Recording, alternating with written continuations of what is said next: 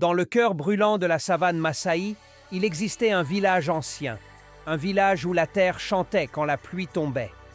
Les anciens disaient que l'eau était vivante, qu'elle portait les voix des ancêtres, et qu'elle ne devait jamais être prise sans respect.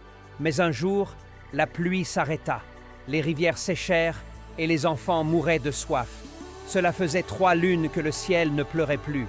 Les jarres étaient vides, les bêtes tombaient dans la poussière et les prières se perdaient dans le vent.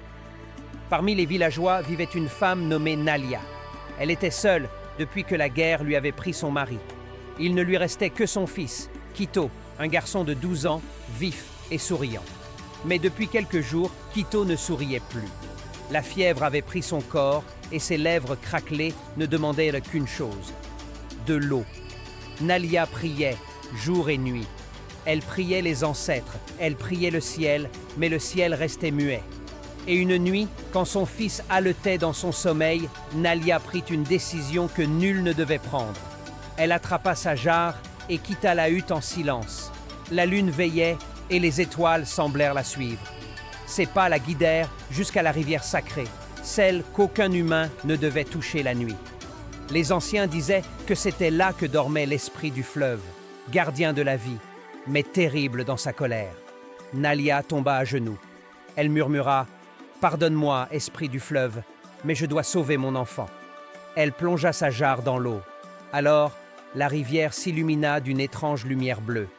Le vent se figea et une voix chuchota dans l'air: « Tu as brisé la promesse. » Le lendemain, le soleil ne se leva pas. Un voile gris couvrait le ciel. Le vent hurlait comme un animal blessé. Les anciens comprirent: quelqu'un avait touché à l'eau sacrée. Le chef convoqua tout le village.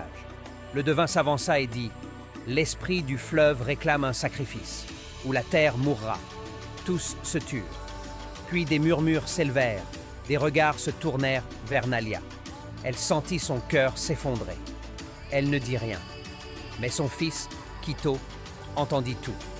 Le soir venu, alors que le village dormait, Quito se leva. Il regarda sa mère dormir à côté de lui et il sourit faiblement.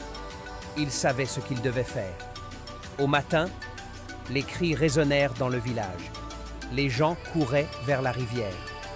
Là-bas, sur la berge, Nalia découvrit la jarre brisée de son fils. Quito se tenait debout, face à l'eau.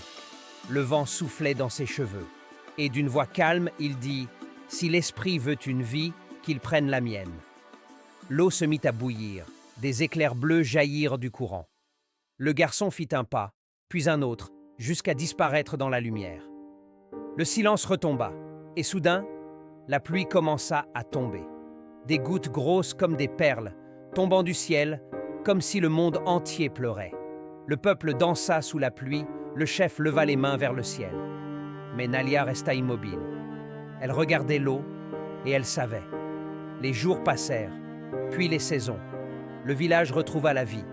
Les champs reverdirent, les rivières chantèrent à nouveau. Mais chaque fois que la pluie tombait, Nalia sortait de sa hutte, levait les yeux vers le ciel et murmurait: « Mon fils, tu es dans chaque goutte. » On dit qu'aujourd'hui encore, quand la pluie tombe la nuit sur la terre Massaï, on peut entendre, au milieu du tonnerre, le rire d'un enfant. Un rire qui vient du fleuve, là où l'eau garde la mémoire de ceux qui ont aimé jusqu'au sacrifice. Chaque décision laisse une trace. Et toi, que ferais-tu à la place de Nalia? Dis-le-moi en commentaire et abonne-toi pour ne rien manquer.